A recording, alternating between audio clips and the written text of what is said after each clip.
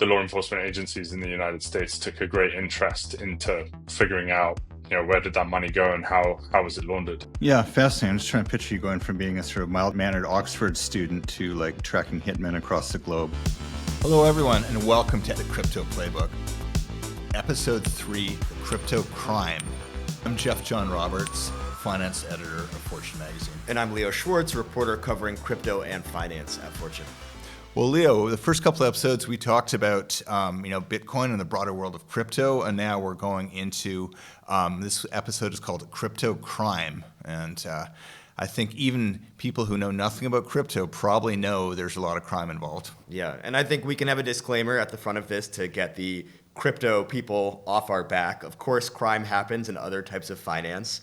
Every single major bank has probably been charged with some violation of money laundering or has been subject to scammers taking money off of their users. But what happens in crypto is a completely different type of animal. Yeah, I think, and I'm just going to follow up Leo's disclaimer saying, I'll put it out there, I like crypto and I believe in crypto and I think it's a great technology. And as Leo said, not only is there crime at banks and traditional finance things, Bitcoin's been used for a lot of crime, but so too has been gold.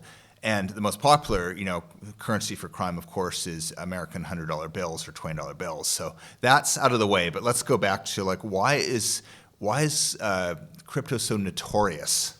Well, initially it was because you don't need any sort of identity check to be able to theoretically access Bitcoin or send Bitcoin. This was at least the early idea that it could be this completely anonymous or at least pseudonymous form of payment, where as long as you had access to a computer, you could have access to this form of currency and be able to send it. And you saw the rise early on in crypto of use cases like Silk Road, this dark web marketplace where you could buy drugs or arms or theoretically hitmen and pay for it with cryptocurrency in a way that law enforcement wouldn't be able to check, where, for example, you were using your credit card to pay for acid.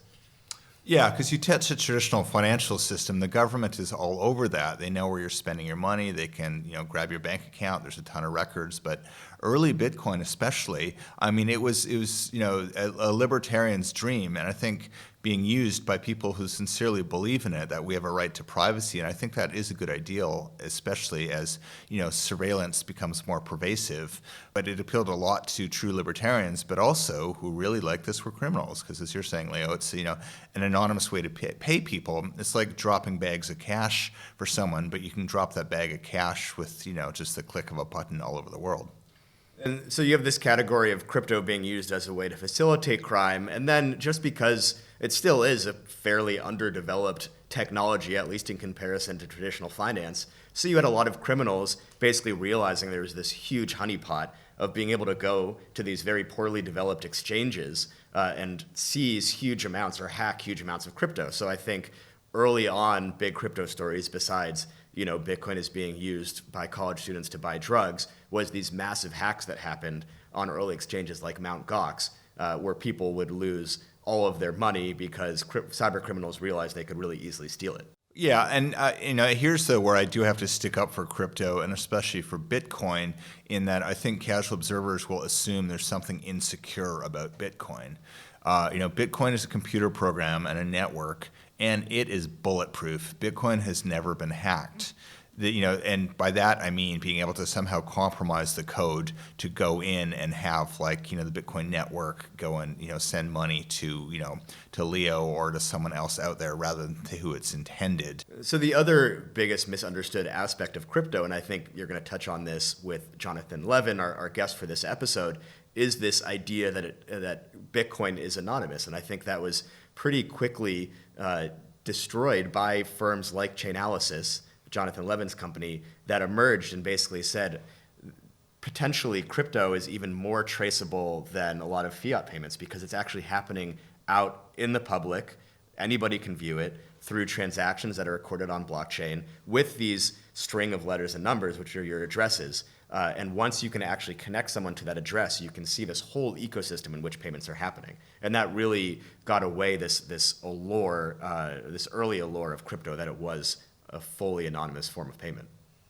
Yeah, it's the most transparent system there is. Every transaction is on a public blockchain. You can go to a site called Blockchain Explorer and go look at it for yourself. And if I send Leo, a bit of Bitcoin, it'll be there too. I mean, of course, you have to identify the wallet who is in the first place. And typically when someone is hacked, the person who got robbed will here's my wallet, and you'll see where it moved. And there's ways to do sort of forensic analysis to figure out who likely holds the other wallet, where it is or what, have some general clues about it. And that's who we're going to talk with, a fellow named Jonathan Levin, who I've known for years. Very smart guy, very nice guy. And he's built a very impressive business catering to, guess who, to law enforcement. Yeah, I think a really interesting aspect of crypto has been this continued narrative of almost cops and robbers, but the cops and robbers are both within crypto, where you've had a lot of cyber criminals who realize the profitability of operating in crypto, but you also have a bunch of these firms like Chainalysis, like TRM Labs, like Elliptic that have emerged, a lot of them from crypto developers themselves who have realized the wealth of information that you can get from these blockchains. And of course, a lot of former law enforcement officials, many of whom worked on these early cases looking at criminality happening within crypto, and then moved to these firms who were building new technology around tracing what was happening within blockchains. Yeah, and I mean, to be clear, there still is a lot of crime going on with crypto, because also too, it's just global. You can move it around easily, and so, some of the biggest hackers are the North Korean military, who are very good at stealing it. And then Russian criminal gangs. These are very smart, sophisticated people who are good at taking it. Yeah, and I think just one of the most interesting questions around crypto crime and these companies like Chainalysis is that, of course, on one hand, you have crypto as this libertarian dream. It's a way to be able to send money anonymously, but you also have people in crypto crime arguing that this is a better way to actually trace criminal behavior than actual fiat currency because of the public nature. And I think there's this natural tension between people trying to convince regulators, hey, this is actually a good thing for you, versus people saying, no, this is the only way we can preserve privacy. Yeah, very true. And also, I think the competence of law enforcement's gotten so much better. I mean, I don't know what to make of President Trump disbanding the crypto enforcement unit, because those are people, you need some special skills to be able to trace this stuff. Yeah, well, excited to hear from Jonathan about what's happening in the world of crypto crime. Look forward to it. Welcome, Jonathan. Great to see you again. Thanks for coming on the Crypto Playbook. Great to be here. Nice to see you, Jeff. Good. Your beard is longer. Is that part of you became CEO, six months ago? And did you decide to stop shaving at that point? Yeah, it comes with the territory. In fact, we hope that the beard grows with the revenue. That's the philosophy. I like it. Yeah. So as long as the revenue's growing, don't cut it. For our listeners, Jonathan, to sum up your job, you've co-founded a company that helps entities like the FBI and Interpol track down bad guys across the world. So I guess my first question is, what did you do before that?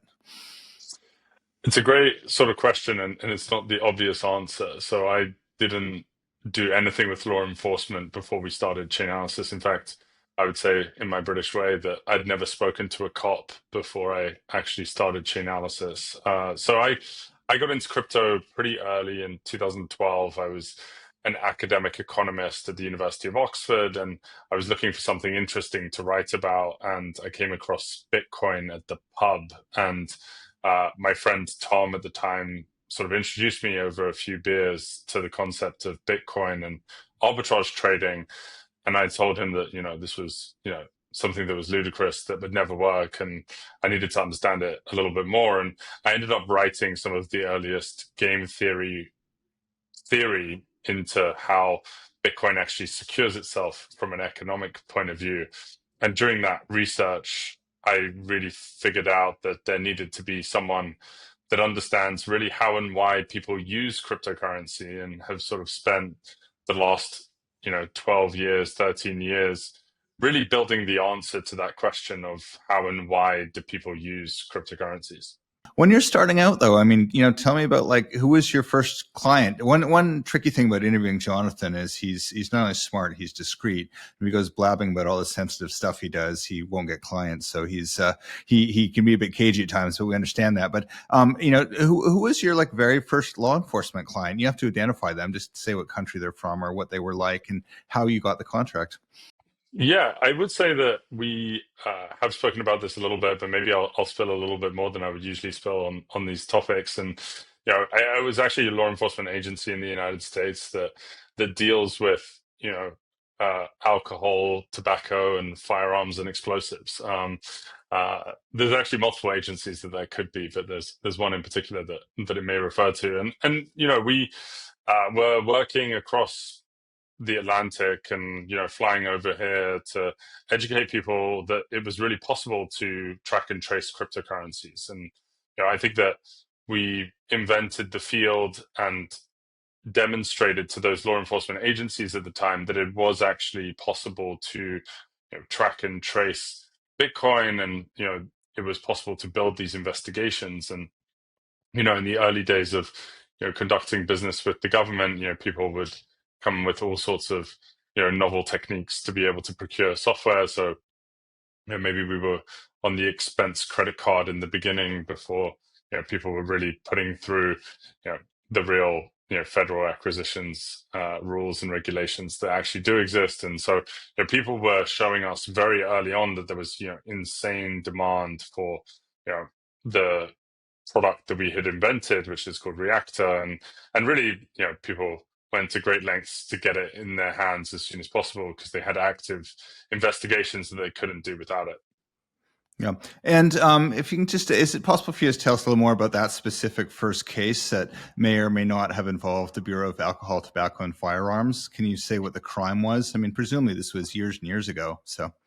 Yeah, so there were a few different cases that they worked on and that others worked on. At the time, there were a couple of markets that were opening up on the dark web that were surrounded around taking hits on people, and so there were actually different darknet markets that had people that were offering Hitmen as a service online, and obviously that was of great interest to lots of different law enforcement agencies. And so some of those early cases were really around that integral issue of public safety. And so those were some of the initial cases. And then the other case that we were sort of involved in very early on, and I would say we sort of dog fooded our own solutions for, was the Mt. Gox investigation, which where we really helped the creditors of Mt. Gox, which was the largest cryptocurrency exchange in the world at the time that went bankrupt. We helped them figure out where the money had gone, and when we figured out that the money had actually been stolen from the exchange, obviously the law enforcement agencies in the United States took a great interest into figuring out where did that money go and how was it laundered.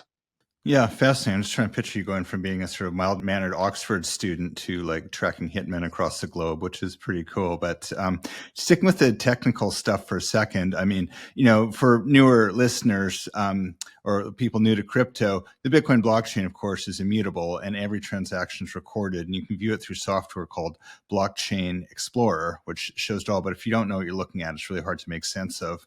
So am I right, Jonathan? In the early days, Chainalysis was simply about coming out with better interfaces that could show how the money hopped around, or what's the product like? What exactly are you buying when you go to Chainalysis? Yeah, so actually, we did more than that from the beginning. I think that to literally knock someone off a chair, which happened to me in our early meetings, where people would slam their hands on the table and say like, "This is the best thing I've seen since sliced bread." We had to do more than that, and so what we ended up doing was we built a database of what transactions which services had placed inside the blockchain. So if you think about the Bitcoin blockchain or any blockchain today, typically there is a service that someone is using to actually put that transaction in the blockchain, whether that is Coinbase or whether that is Kraken or whether that is Bank of New York Mellon today.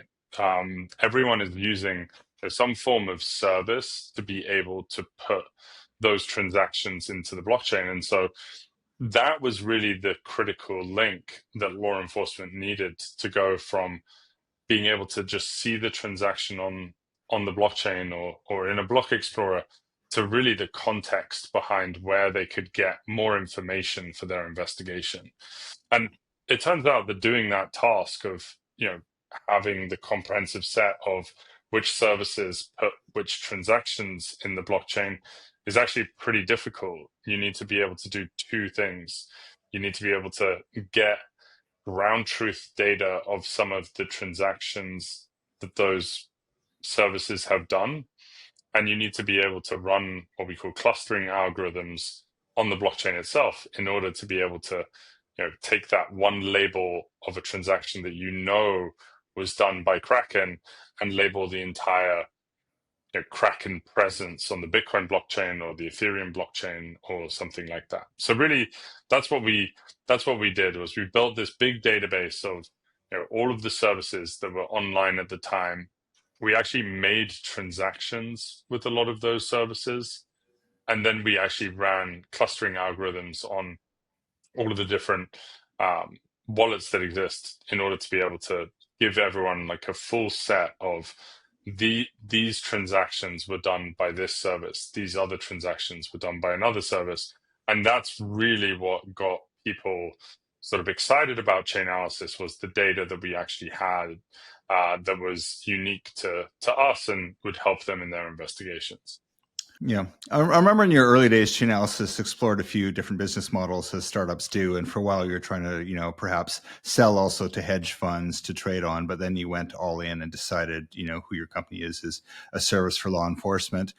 Today, how many customers do you have in how many countries approximately? Yeah, so we're active in almost 100 countries around the world today.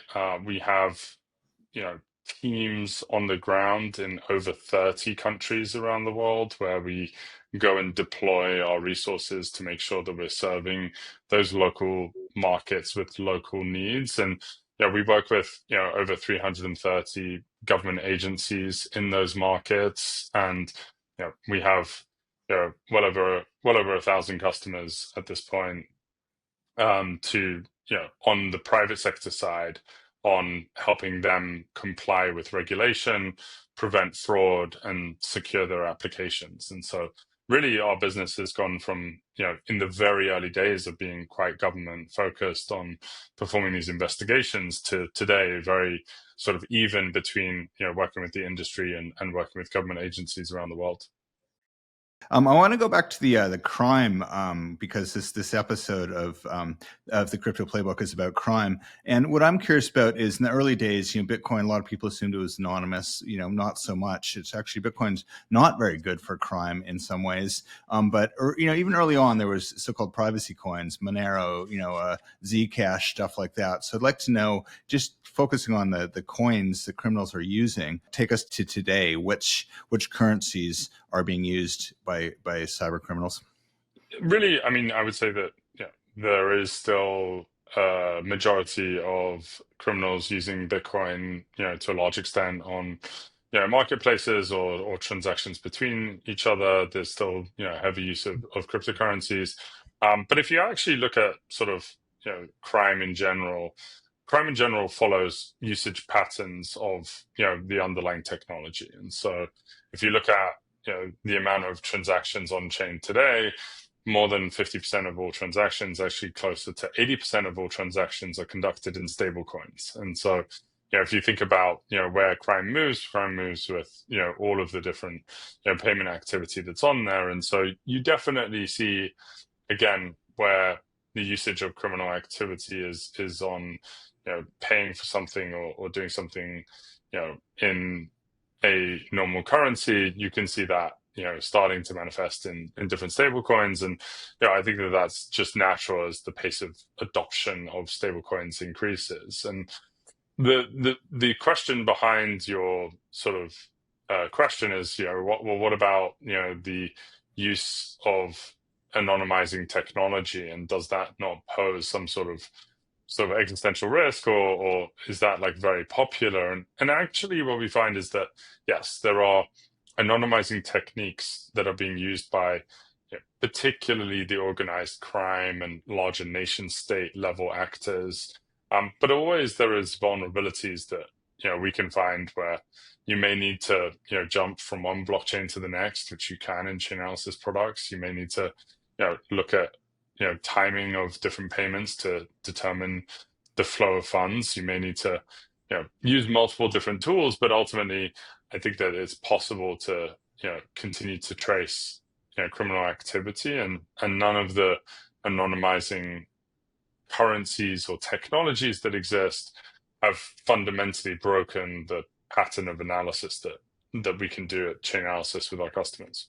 I guess looking into the future, Jonathan, I think you're right. It's sort of a cat and mouse game that always evolves. If you're sort of law enforcement right now, what should you be looking at in the coming year or two? What's kind of the new threat or peril or action on the crypto front? I think that the law enforcement agencies that we work with have a really interesting challenge in front of them. And that challenge is actually to think about how do we take a much more proactive stance against some of the criminal activity that is happening in our networks. We've seen scams increase a lot across the world, where innocent people are losing money to cryptocurrency scams, or even scams more broadly outside of pure cryptocurrency and be laundered through cryptocurrency. How do they take a more sort of strategic network level disruption view against these actors? And how also do they equip really the men and women who are like right at the frontier of law enforcement with some basic skills and actually tools to be able to understand cryptocurrency in their context, in their operation? And so the thing that we have been focused on at Chainalysis is making sure that we've got the ability to have both macro level tools on threats that sit strategically in offices that are going after fentanyl trafficking across the world that needs to be disrupted at a network level, or organized crime groups that are targeting individuals in countries, and scammers that are targeting vulnerable people in society, or networks where people are being paid to kidnap people. These things need to be tackled at a strategic, proactive, intelligence-led operation. And that's something that we're very focused on enabling across our law enforcement customers around the world, as well as the people who are going around the streets. As cryptocurrency becomes a lot more prevalent in people's daily lives, it gets involved in the petty crime, the street crime, the local mobile phones that are being stolen off the streets of London and need to be recovered.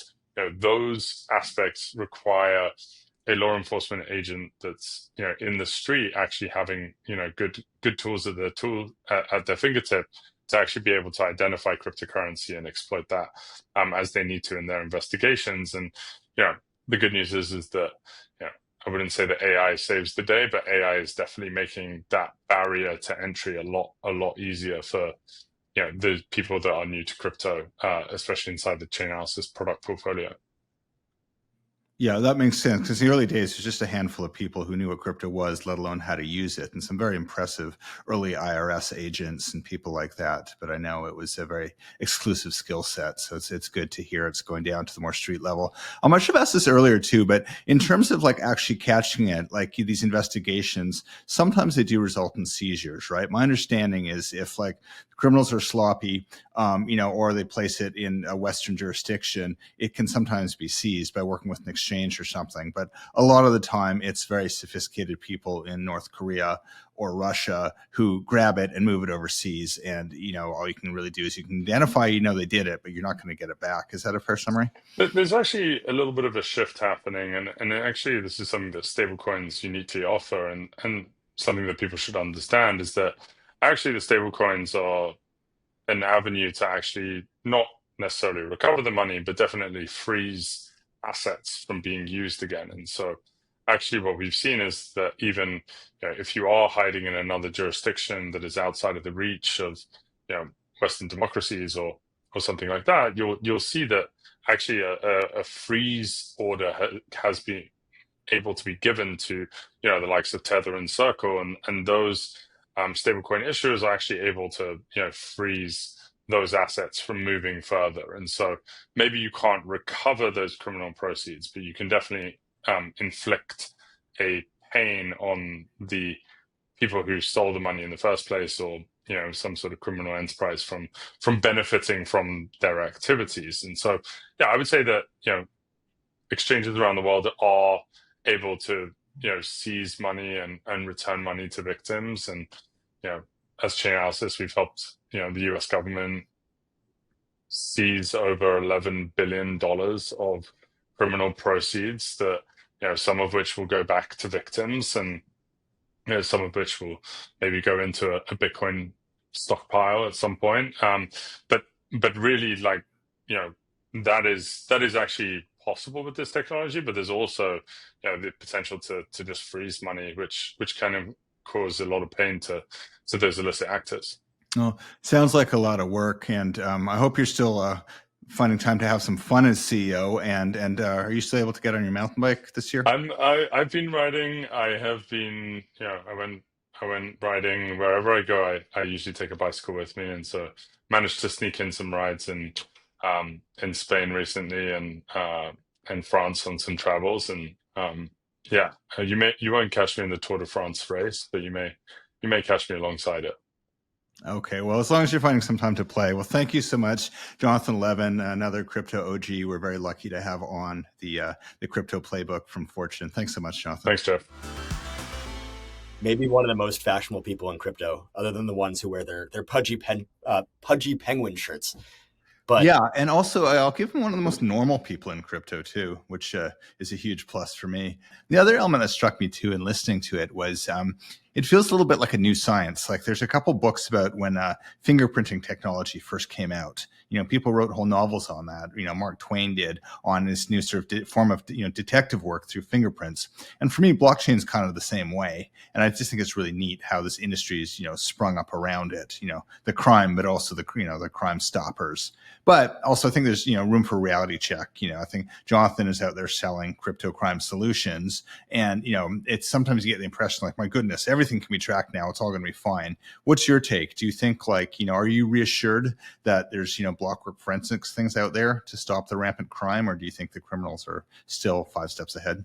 Well, it's funny. I've always thought there's a tension in crypto where you have the advocates saying this is safer than traditional finance. We're going to stop all the crime that's there. And then obviously the companies like Chainalysis that needs crime to exist in order to make money and has to convince the government that they'll always have a need for them to be there. And then also at the same time, people who say crypto is great for being more pseudonymous and more private. And then companies like Chainalysis saying, actually, we can track everything. That's why it's better than fiat. So it's a funny dichotomy, I think, in crypto, but they do all seem to get along and sometimes work for the same common goal. Yeah. Are you saying there's contradictions in the crypto industry? You're kidding. Yeah. No, but I think to be fair, that's the case, traditional finance, banks are safe, put your money here, but banks are forever, getting robbed and going under. And, in case of Wells Fargo, stealing from their own customers. So, I think crypto as it grows up is entitled to some of the same contradictions. But thank you everyone for listening. We'll be back next week and we're going to take a closer look at investing in crypto. This was the Crypto Playbook, a podcast by Fortune Magazine. This episode was produced by Jaylon Ursoy and edited by Ellen Estev. Art direction by Ariel Ray. Fortune's executive producer is Lydia Randall. Head of video is Adam Bannicky. Thanks for tuning in, and we'll see you next time.